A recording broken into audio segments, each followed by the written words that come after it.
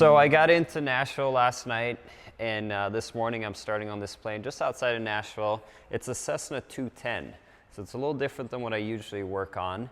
As you can see, it's a high wing aircraft. So instead of getting on a creeper to work the underside of the airplane, I now have to reach up. So it's a little bit more work, but you know, sometimes it's nice to work while standing up. Now, I got this plane washed this morning. We did a general no-rinse wash on it, got everything kind of ready to polish. Started paint correction. I started with the thing I like least, which is underside. So I did the underside of the wing, did the top of the wing, worked my way down the fuselage. So pretty much this side of the plane is like 90% done. There's a few spots here and there that still needs to be polished. Then I'm gonna jump over to the other side. Also on this aircraft, we are doing the interior, but we'll show that once I actually get started on it. This isn't just any kind of Cessna 210. It's actually had a conversion which makes it significantly more interesting. And to talk about that, the owner, James, is here, and he's going to talk a little bit more about what makes this plane unique. So, to the untrained eye, this might just look like any Cessna Skyhawk. What is different about this plane versus a normal 172 Skyhawk? Well, the Skyhawk is a four-seater, of course, with a much smaller engine, but then you got the Skylane 182. This is the 210 Centurion. And this is a 78 M model. Used to be a turbo, a T210. But this aircraft is actually, this specific airplane was involved in getting the STC for Atlantic Aero to put the IO550 engine in it.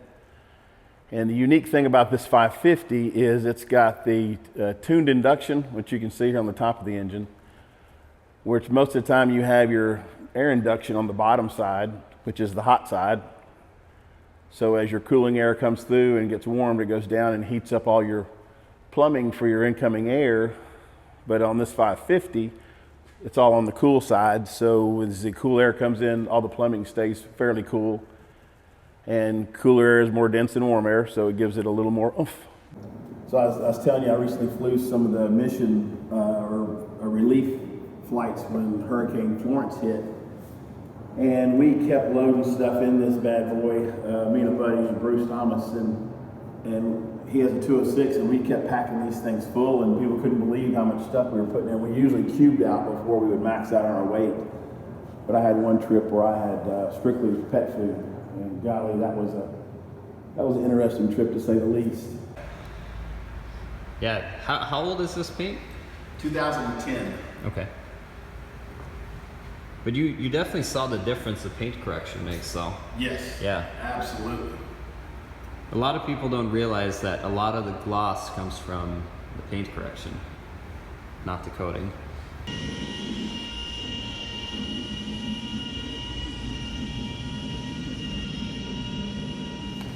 Good morning.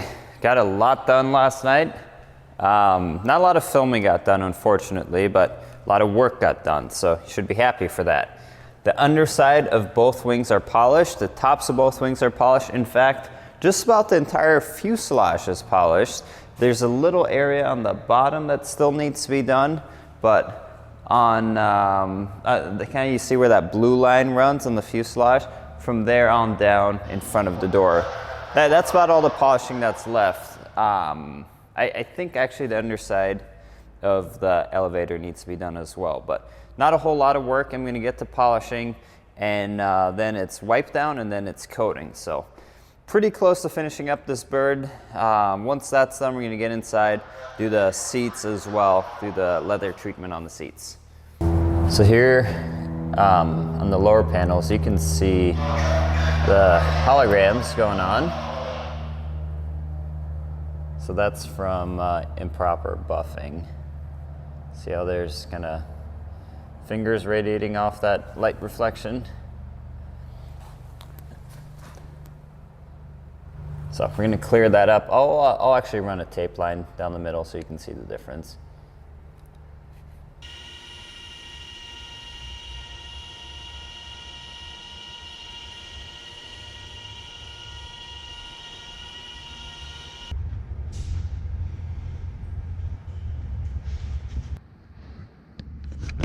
There's a great before and after.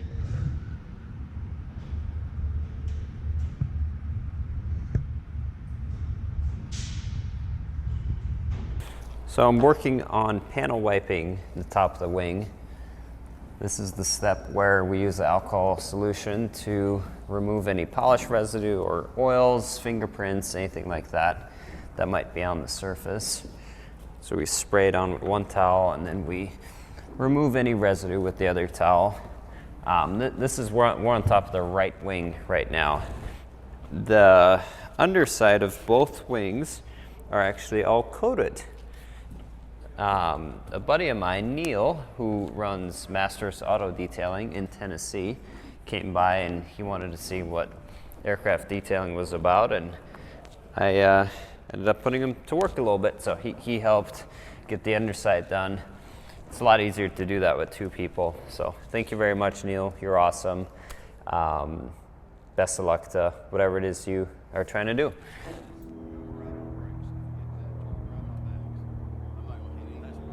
So I did a little test area on this plane. Just down here. Put some coating on there, kind of in that square here. And this is a very oily engine, so a lot of oil comes out. You can see there's oil everywhere. So we'll see how it holds up. The coating's maybe about an hour old.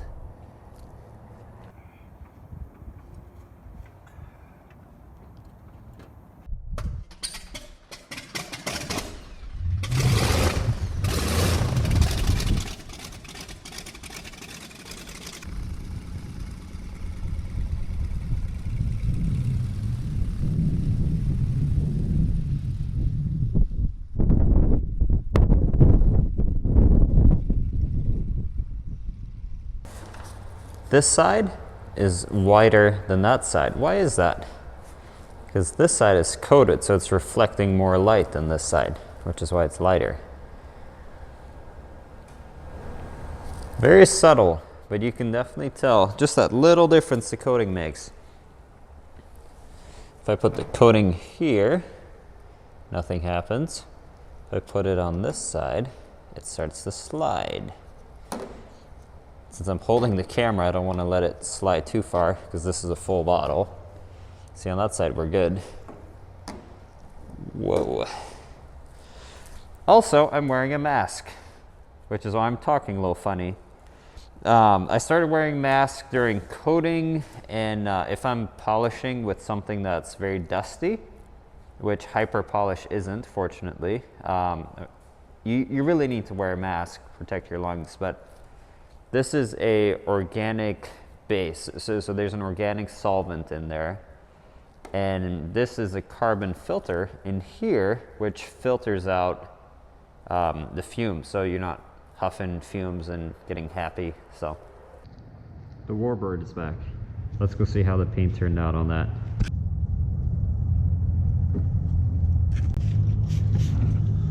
So you see how that's beading on there? Mm-hmm. So just take your microfiber towel and just start on the front, wipe back. Let me see.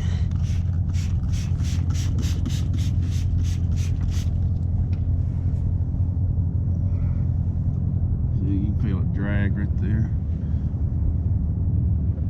You feel a difference in drag? A little bit. Yeah, I mean, once you get it, yeah, you can right there for sure. Yeah. And you just use mostly water. There's a little bit of polymers in there to help lubricate the paint, but yeah, like really just that first wipe.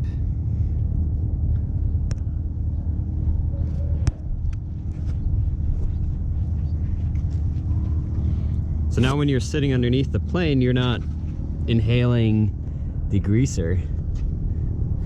So I took a little dinner break. The tops of the wings are coated, the underside of the wings are coated.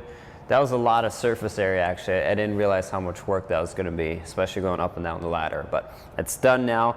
I got food in my belly, got Red Bull through my veins. I'm gonna get to that underside, so the blue on the sides, I'm not as happy with that, so I'm gonna polish that a little bit more, get it shinier, and then we're gonna panel wipe the whole fuselage. Panel wipe the vertical stabilizer, that still needs to be done, and then get to coating. There's really no good reason that this shouldn't be done paint coating tonight. That allows me to do the seats tomorrow morning. So I'm gonna get back to work, start with the underside and just get that over with. The issue here is it's so low that I basically have the polisher on my face. It's not a very good position to be in. Whereas usually the problem is the plane's a little bit higher, but I'll figure it out. I'll get it going.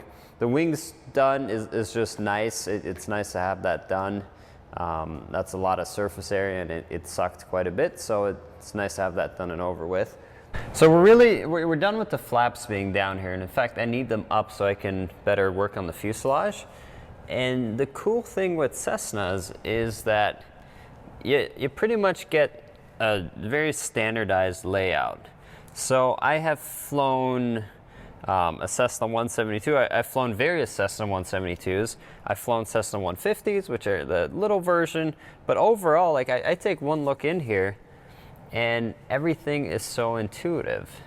It's such an easy plane to fly. So there's the flap. That lever up here is the flap lever, so it's all the way down right now. This is the fuel mixture, this is the prop, this is the throttle, and then this one has a gear lever down here, which not all Cessnas have, but this is all very standard, and it just feels comfortable and familiar. So we're gonna power up the battery here, move the flap up, and you can watch the flaps retracting.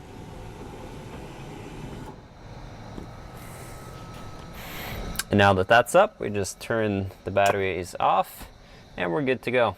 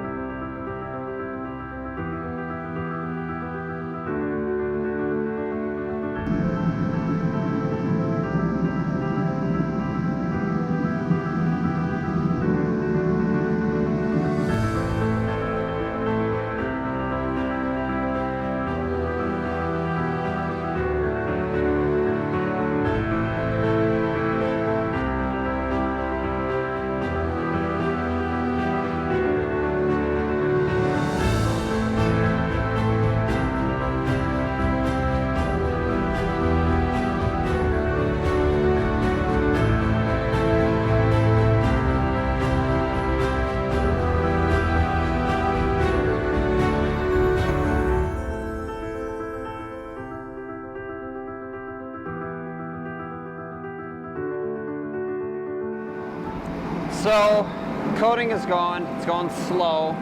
It's like 11:30. It started getting cold again outside, which is why this thing is on.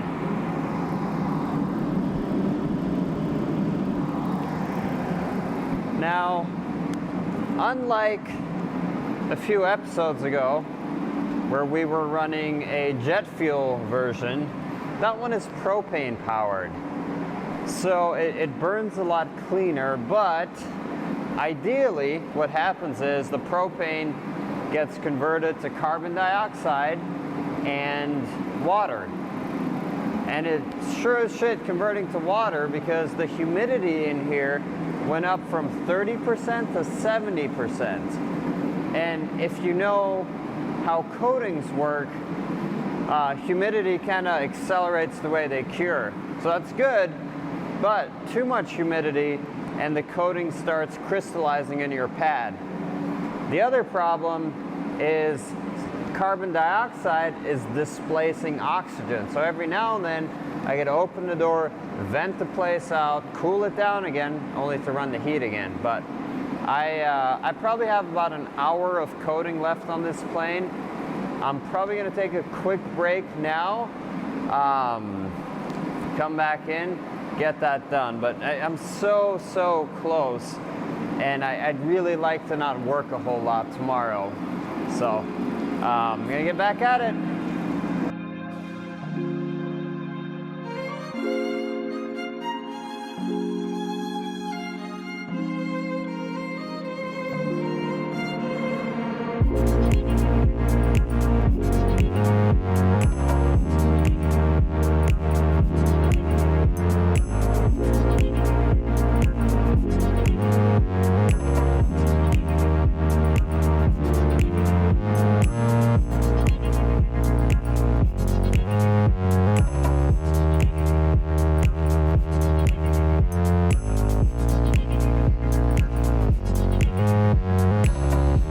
coating is done. It's 2 a.m. I should go to bed. Yeah, I think I'll go to bed. Come back in the morning, finish the interior, clean up, get out of here.